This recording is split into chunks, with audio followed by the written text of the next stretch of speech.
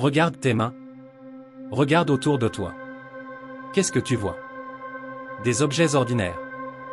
N'est-ce pas? Laisse-moi te poser une question. Si demain matin, tu te réveillais avec 10 milliards de dollars sur ton compte, tu ferais quoi? Ne me dis pas que tu achèterais juste une belle maison ou une jolie voiture. Non. Ça c'est pour les amateurs. Bienvenue sur Argent Pouvoir. Aujourd'hui, on oublie les règles. On va parler de ce que le sommet de la pyramide s'offre. Quand l'argent n'est plus un problème, mais juste un score. Alors, t'es prêt à voir jusqu'où va la folie humaine quand elle a trop de pouvoir? Installe-toi confortablement. Tutoie le luxe avec moi. Et découvre les 5 jouets les plus fous et les plus chers de la planète. On commence par le premier. Et crois-moi, tu n'es pas prêt. Numéro 1. Les palais volants. Tu penses qu'un billet en première classe, c'est le luxe? Laisse-moi rire. Pour les milliardaires, voyager signifie posséder le ciel. Prends l'exemple de l'Airbus A380 privé. Un avion de ligne normale, transformé en château personnel. Une salle de concert. Un garage pour les supercars. Et même une salle de prière avec des tapis virtuels tournés vers la Mecca. Le prix de cette petite folie? Plus de 500 millions de dollars. Juste pour voler d'un point A à un point B, dis-moi sincèrement dans les commentaires. Tu dépenserais autant pour un avion? Numéro 2. Les méga-yachts. Ou plutôt, des villes flottantes privées. Pensez-vous que la liberté a un prix? Pour les milliardaires? La réponse est oui. Et elle se mesure en nœuds marins. Imaginez un instant. Vous êtes au milieu de l'océan.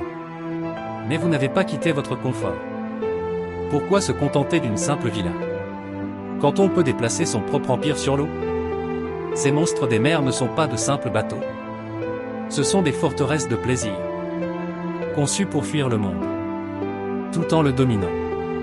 Numéro 3. L'espace privé. La frontière ultime. Quand la Terre ne suffit plus, où vont les milliardaires? Ils regardent vers les étoiles. Acheter des îles ou des supercars. C'est le passé. Aujourd'hui, le véritable pouvoir se mesure en orbite.